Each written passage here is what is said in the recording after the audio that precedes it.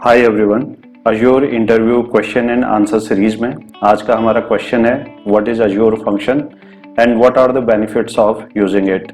यानी Azure function app क्या होता है और इसके बेनिफिट्स क्या हैं। फॉर एग्जांपल, आपने एक एप्लीकेशन डेवलप किया है और उस एप्लीकेशन के कोड को आप रन करना चाहते हैं, तो सबसे पहले आपको एक हार्डवेयर की यहाँ पे ज़रूरत पड़ेगी और इसी हार्डवेयर की मदद से जो भी रिसोर्सेस हैं वो आपके कोड के साथ यहाँ पे अलाइन हो रहे हैं और इन्हीं रिसोर्सेज की मदद से जो आपका कोड है वो एग्जीक्यूट होता है। तो लेट्स से आपके पास एक सर्वर है और इस सर्वर के अंदर जाके आपने एक ऑपरेटिंग सिस्टम को यहाँ पे डिप्लॉय किया हुआ है एंड फाइनली इस सर्वर के अंदर जाके हम लोग अपने एप्लीकेशन के कोड को यहाँ पे डिप्लॉय कर सकते हैं। इस एप्लीकेशन को एग्जीक्यूट करने के लिए जो भी रिसोर्सेज की ज़रूरत है लाइक मेमोरी, सीपीयू या फिर स्टोरेज, ये सर्वर इसे यहाँ पे प्रोवाइड करता है। लेट्स अज्यूम कि जो हमारा एप्लीकेशन है वो एक वेब एप्लीकेशन है और जो भी हमारे कस्टमर हैं अपने लैपटॉप से इस वेब एप्लीकेशन के यूआरएल को यहाँ पे एक्सेस कर रहे हैं और जैसे ही वो अपने लैपटॉप से इस वेब एप्लीकेशन के यूआरएल को एक्सेस करते हैं तो ये एक तरीके से एक ट्रिगर का यहाँ पे काम कर रहा है जिसे आप HTTP ट्रिगर भी बोल सकते हैं।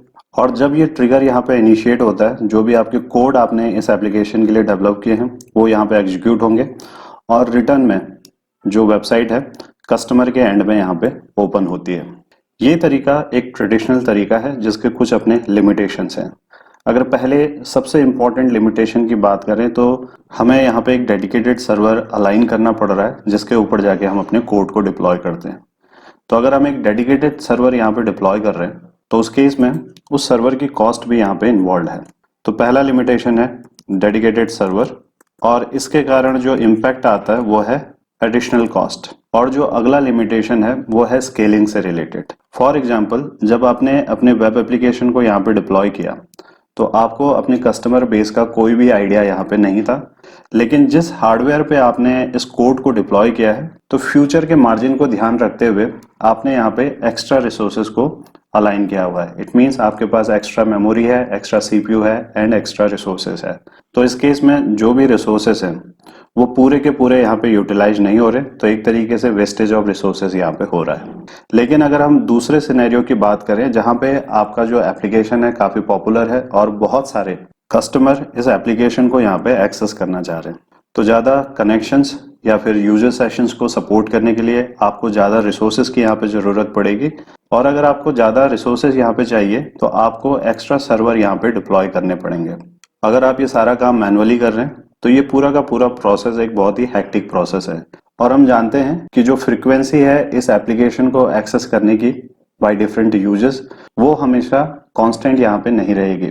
हो सकता है कि ये कभी बहुत ज़्यादा हो और साथ ही साथ ये भी हो सकता है कि ये बहुत कम हो। तो उस समय अगर आपके पास कम रिसोर्सेज अलाइंड है तो वो भी आपके एप्लीकेशन के कोड के एग्जीक्यूशन को इम्पैक्ट करेगा। अगर आपने एक्स्ट्रा रिसोर्सेज यहाँ पे अलाइन किए हुए हैं तो वो भी आपकी कॉस्टिंग पार्ट को यहाँ पे इम्पैक्ट करेगा क्योंकि अननेसेसरीली रिसोर्सेज यहाँ पे वेस्ट हो रहे हैं। आप इसे चाहें तो किसी स्क्रिप्ट के पॉइंट ऑफ व्यू से भी इसे इमेजिन कर सकते हैं। लेट्स से आपने एक स्क्रिप्ट यहाँ पे डिप्लॉय की हुई है जिसकी मदद से आप अपने इंफ्रास्ट्रक्चर की कुछ स्पेसिफिक इंफॉर्मेशन को कलेक्ट करना चाहते हैं और आप चाहते हैं कि ये जो स्क्रिप्ट है वो 24/7 यहाँ पर रन करे। तो आपको ये मेक श्योर करना पड़ेगा कि जो आपका सर्वर है वो यहाँ पे 24/7 अप रहे, क्योंकि जैसे ही सर्वर यहाँ पे डाउन होगा तो आपकी स्क्रिप्ट भी यहाँ पे डाउन हो जाती है।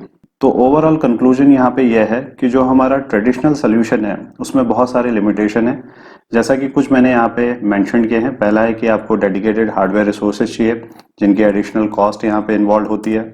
इसके कारण स्केलिंग का प्रॉब्लम यहाँ पे आता है और साथ ही साथ आप इस हार्डवेयर के मेंटेनेंस के लिए 100% रिस्पॉन्सिबल हैं to ensure 100% uptime. Azure function app इन्हीं लिमिटेशंस को यहाँ पे टारगेट करता है और आपको एक सर्वरलेस सोल्यूशन यहाँ पे प्रोवाइड करता है। अब हम लोग बात करेंगे अज्योर फंक्शन ऐप के बारे में और समझेंगे कि सर्वरलेस टेक्नोलॉजी से हमारा क्या मतलब है। अज्योर फंक्शन ऐप एक मैनेज्ड सर्विस है जिसकी मदद से सबसे पहले एक फंक्शन ऐप हमें यहाँ पे क्रिएट करना होता है। सो लेट्स से ये एक फंक्शन ऐप है जिसका एक यूनिक नाम हम यहाँ पे मेंशन कर सकते हैं। इसके बाद हम लोग इस फंक्शन ऐप के अंदर फंक्शंस को क्रिएट करते हैं। आप चाहें तो एक या एक से ज़्यादा फंक्शन भी एक फंक्शन ऐप के अंदर डिप्लॉय कर सकते हैं एंड फाइनली इस फंक्शन के अंदर जाके हम लोग अपने एप्लीकेशन या फिर अपनी स्क्रिप्ट के कोड को यहाँ पे मेंशन करते हैं। Function app multiple language support यहाँ पे प्रोवाइड करता है, यानी हमारा कोड इन डिफरेंट लैंग्वेजेस में यहाँ पे हो सकता है, और इसके अलावा हम लोग कस्टम हैंडलर भी यहाँ पे क्रिएट कर सकते हैं। तो ये जो भी कोड आपने इस फंक्शन ऐप के अंदर जाके डिप्लॉय किया हुआ है, ये इन डिफरेंट लैंग्वेजेस को यहाँ पे सपोर्ट करता है। तो जैसा कि हम लोग जानते हैं कि जब भी हम किसी कोड को डिप्लॉय या फिर एग्जीक्यूट करते हैं तो उसके लिए हमें रिसोर्सेज की यहाँ पे ज़रूरत पड़ती है। तो ये रिसोर्सेज किस तरीके से यहाँ पे एलोकेट होते हैं, एक बार इसे समझ लेते हैं। तो जब भी हम अज्योर फंक्शन ऐप सर्विस की मदद से अज्योर प्लेटफॉर्म पे अज्योर फंक्शन को क्रिएट करते हैं तो उस केस में ये फंक्शन बैकएंड में अज्योर मैनेज्ड रिसोर्सेज पे जाके डिप्लॉय होता है। तो फॉर एग्जांपल यहाँ पे एक फिजिकल सर्वर है, और ये जो फिजिकल सर्वर है ये आपके अज्योर डेटा सेंटर के अंदर डिप्लॉयड है। तो जब भी हम फंक्शन ऐप को क्रिएट करते हैं तो उस केस में अज्योर डेटा सेंटर के अंदर जो फिजिकल सर्वर है उसके अंदर एक वर्चुअल मशीन यहाँ पे क्रिएट होती है, और इस वर्चुअल मशीन के अंदर जाके बेसिकली हमारा फंक्शन ऐप यहाँ पे डिप्लॉय होता है। सो लेट्स से ये आपका फंक्शन ऐप है, और इस फंक्शन ऐप के अंदर आपने एक फंक्शन यहाँ पे डिप्लॉय किया हुआ है, और इस फंक्शन के अंदर फाइनली आपने अपने कोड को यहाँ पे डिप्लॉय किया है। तो जब भी कोड यहाँ पे एग्जीक्यूट होते हैं तो कोड को रन कराने के लिए रिसोर्सेज की ज़रूरत यहाँ पे पड़ेगी, और वो जो रिसोर्सेज हैं लाइक मेमोरी, सीपीयू, ये रिसोर्सेज ये बैकएंड वर्चुअल मशीन इस कोड को यहाँ पे प्रोवाइड कर रहा है। अज्योर फंक्शन ऐप के केस में ये जितने भी बैकएंड रिसोर्सेज हैं इन्हें मैनेज करने की रिस्पॉन्सिबिलिटी अज्योर की होती है, और जैसे जैसे आपकी फ्रीक्वेंसी ऑफ एग्जीक्यूशन यहाँ पे बढ़ता जाता है तो उस केस में इस लोड को हैंडल करने के लिए माइक्रोसॉफ्ट अज्योर ऑटोमेटिकली बैकएंड में एडिशनल वर्चुअल मशीन इंस्टेंसेस को यहाँ पे ऐड करता जाता है, ताकि इस फंक्शन को रन करने के लिए जितने भी रिसोर्सेज की यहाँ पे ज़रूरत है ऑटोमेटिकली बैकएंड से यहाँ पे स्केल होते रहें। और जैसे ही आपका लोड यहाँ पे डाउन होता है तो Microsoft Azure automatically in number of instances को यहाँ पे रिड्यूस कर देता है। तो अज्योर फंक्शंस के साथ जो बेनिफिट हमें यहाँ पे मिल रहे हैं उसमें सबसे पहला बेनिफिट ये है कि हमें बैकएंड हार्डवेयर के बारे में सोचने की यहाँ पे ज़रूरत नहीं है, क्योंकि इसके एलोकेशन से लेके इसके स्केलिंग तक या फिर इसकी मेंटेनेंस तक सारी की सारी रिस्पॉन्सिबिलिटी यहाँ पे माइक्रोसॉफ्ट अज्योर की होती है। और इसीलिए हम लोग इसे सर्वरलेस सर्विस भी यहाँ पे बोलते हैं, क्योंकि हम यहाँ पे किसी भी डेडिकेटेड सर्वर को परचेज नहीं कर रहे हैं। अगर दूसरे बेनिफिट की बात करें तो हमने देखा था कि ट्रेडिशनल सोल्यूशन के केस में आपके पास एक डेडिकेटेड सर्वर था और आपने डेडिकेटेड रिसोर्स यहाँ पे अलाइन किए हुए थे। तो अगर आपका चाहे कोड एग्जीक्यूट हो रहा हो या नहीं हो रहा हो, उस केस में भी आपने रिसोर्सेज को ऑलरेडी यहाँ पे अलाइन किया हुआ था और उसके लिए आपको पे करना पड़ रहा था। लेकिन अज्योर फंक्शन के केस में जो भी बिलिंग यहाँ पे जनरेट होती है वो यूजर्स के केस में होती है। अगर आपका कोड यहाँ पे एग्जीक्यूट हो रहा है तो केवल उसी के लिए आपको यहाँ पे पे करना होता है, और इसी रीजन के कारण ये एक बहुत ही कॉस्ट इफेक्टिव सोल्यूशन बन जाता है। तीसरे बेनिफिट की बात करें तो Azure function app automatic scaling को यहाँ पे सपोर्ट करता है। ये ऑटोमेटिकली आपकी रिक्वायरमेंट को डिटेक्ट करता है और उसके ही अकॉर्डिंग बैक एंड में जो रिसोर्सेस हैं उन्हें इंक्रीज या डिक्रीज करता है, ताकि जो रिक्वायर्ड रिसोर्सेस हैं आपको अलाइन हो सके, और साथ ही साथ आपको एक रिलायबल सोल्यूशन यहाँ पे प्रोवाइड कर रहा है। फंक्शन ऐप को क्रिएट करते समय आप ये भी कंट्रोल कर सकते हैं कि जो वर्चुअल मशीन बैकएंड में क्रिएट हो रही है उसके ऊपर आप कौन सा ऑपरेटिंग सिस्टम यहाँ पे लेना चाहते हैं। तो आपके पास दो ऑप्शन है ऑपरेटिंग सिस्टम के। अगर आप चाहें तो यहाँ पे विंडोज ऑपरेटिंग सिस्टम भी ले सकते हैं, और साथ ही साथ लिनक्स ऑपरेटिंग सिस्टम का ऑप्शन भी यहाँ पे अवेलेबल है। तो एक बार फंक्शन से रिलेटेड इंफॉर्मेशन को यहाँ पे रिव्यू कर लेते हैं।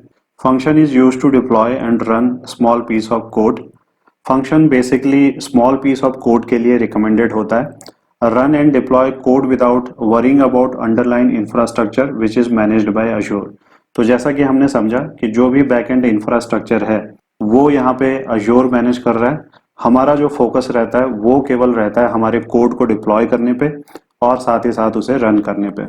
It's like extension of app service. You will find many feature of app service in function also. तो अगर आपने ऐप सर्विस के मॉड्यूल को कंप्लीट किया है तो आप देखेंगे कि app service and function app के केस में बहुत सारे कॉमन फीचर्स यहाँ पे अवेलेबल हैं। तो फंक्शन एक तरीके से ऐप सर्विस का ही एक एक्सटेंशन है। ये मल्टीपल लैंग्वेजेस को यहाँ पे सपोर्ट करता है लाइक .NET, Node.js, पाइथन, जावा, पावरशेल कोर, और साथ ही साथ हम लोग कस्टम हैंडलर भी यहाँ पे क्रिएट कर सकते हैं। अगर हम प्राइसिंग की बात करें तो अज्योर फंक्शन ऐप के केस में हम कोई भी डेडिकेटेड इंफ्रास्ट्रक्चर यहाँ पे परचेज नहीं कर रहे हैं। इसके बजाय जो भी हमारा यूजेस है उसी के बेसिस पे बैकएंड पे रिसोर्सेज अलाइन होते हैं और हमारी जो बिलिंग है यहाँ पे कैलकुलेट होती है। अगर आप इस पूरे कोर्स को एक्सेस करना चाहते हैं तो आप इसे परचेज कर सकते हैं मेरी वेबसाइट techlearning.spy.com से, जिसकी डिटेल डिस्क्रिप्शन में मेंशन्ड है। यहाँ पे AWS एंड Azure के डिफरेंट कोर्सेज हिंदी में अवेलेबल हैं। कोर्स के कंटेंट्स को चेक करने के लिए आप कोर्स पे क्लिक कर लीजिए, then click on preview and left hand side में कोर्स के कंटेंट यहाँ पे लिस्टेड हैं। इसके अलावा आप पैकेजेस भी परचेज कर सकते हैं जहाँ पे सेट ऑफ कोर्सेज डिस्काउंट में अवेलेबल हैं। तो वापस आते हैं अपने टॉपिक पे।